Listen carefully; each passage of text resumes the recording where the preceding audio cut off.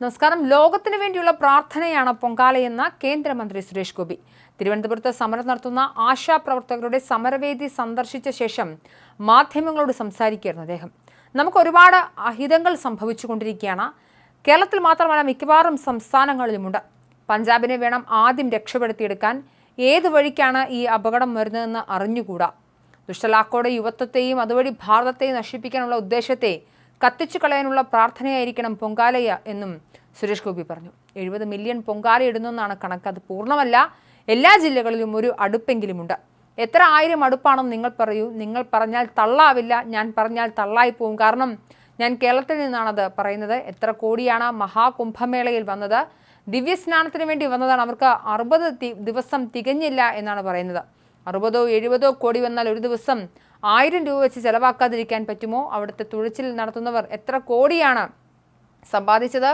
30 കോടിയാണ് സമ്പാദിച്ചത്. ഇതൊക്കെ ഏത് സർക്കാരിന് കൊടുക്കാൻ പറ്റും? ഇങ്ങനെ ഒരു ഭക്ത സമൂഹം വന്ന് UPയുടെ GDP ഉയർത്തിയിട്ടുണ്ടെങ്കിൽ അത് രാജ്യത്തിൻ്റെ GDPയിലേക്കാണ് വന്നു ചേരുന്നത്. രാജ്യത്തെ വിവിധ മതക്കാർ, ആചാരക്കാർ അവരെല്ലാം ആ ചോറുണ്ണാൻ പോവുകയാണ്. അതിനെ നിന്ദിക്കുന്നവരുടെ DNA-യിലെങ്കിലും ഇത്തിരി ലജ്ജ വേണം. ഇതെല്ലാം പ്രാർത്ഥനയാണ്, പൊങ്കാലയും പ്രാർത്ഥനയാണെന്നും അദ്ദേഹം മാധ്യമങ്ങളോട് കൂട്ടിച്ചേർത്തു. അതേസമയം ഭക്തിയുടെ നിറവിൽ ആറ്റുകാലമ്മയ്ക്ക് പൊങ്കാല അർപ്പിച്ചിരിക്കുകയാണ് ലക്ഷക്കണക്കിന് സ്ത്രീകൾ.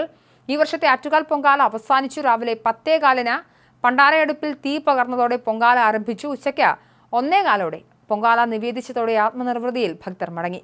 ദിവസങ്ങൾക്ക് മുൻപ് തന്നെ പൊങ്കാലയ്ക്കായി നിരവധി പേർ ക്ഷേത്രസന്നിധിയിൽ എത്തിയിരുന്നു.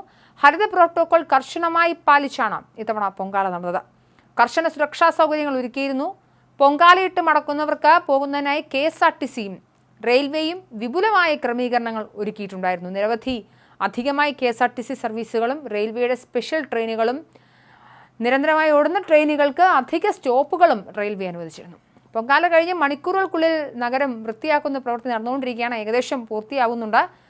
തന്ത്രി പരമേശ്വരൻ വാസുദേവൻ ഭട്ടതിരിപ്പാടിന്റെ സാന്നിധ്യത്തിൽ മേൽശാന്തി വി മുരളീധരൻ നമ്പൂതിരി ശ്രീകോവിലിൽ നിന്നുള്ള ദീപം ക്ഷേത്ര തിടപ്പള്ളിയിലെ പൊങ്കാലടുപ്പിൽ പകർന്നതോടെയാണ് പൊങ്കാലയ്ക്ക് തുടക്കമായത്. ഇതേ ദീപം വലിയ തിടപ്പള്ളിയിലും ക്ഷേത്രത്തിന് മുന്നിലൊരുക്കിയ പണ്ടാര അടുപ്പിലും പകർന്നു. പിന്നാലെ ഭക്തർ ഒരുക്കിയ അടുപ്പുകളും എരിഞ്ഞു തുടങ്ങി.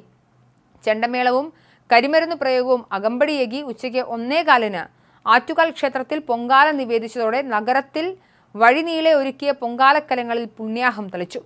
ദുഃഖങ്ങളെ കനലിരച്ച് ജീവിതാനന്ദത്തിന്റെ മധുരം നിവേദിച്ച പൊങ്കാലയുമായി മടങ്ങാൻ ഭക്തലക്ഷങ്ങളാണ് തലസ്ഥാനത്ത് എത്തിയിരുന്നത്. രാത്രി 7:45 കുത്തിയോട്ട ബാലന്മാരെ ചൂരൽകുത്തും.